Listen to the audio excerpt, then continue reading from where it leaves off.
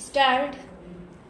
As stated in the Finance Minister's budget speech, it is necessary to provide some more assistance to our export industry on a discriminating and selective basis in order to mitigate the disadvantages under which it operates in the foreign market and to help it achieve its full competitive position. Stop. The tax credit certificates to be issued with reference to the value of exports will expect provide an impetus for increasing our export potential and augment our foreign exchange earnings. Stop.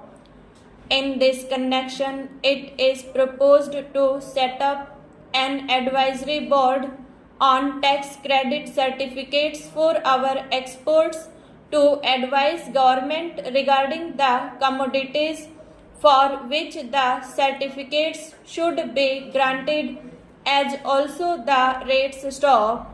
The board will, wherever necessary, invite the commercial interests concerned the present their views before it.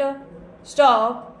The Commerce Secretary will be the chairman of the board and a senior officer, each from the Ministry of Finance, and the ministry in charge of the report commodity concerned will be members. Stop.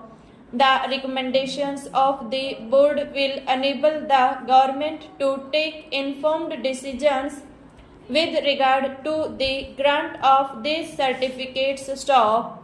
The measures for encouraging investment of surplus funds in production channels include a provision for revival in a modified form of the exemption from wealth tax of individuals and Hindu undivided families on the value of their investments in equity shares of industrial companies. Stop.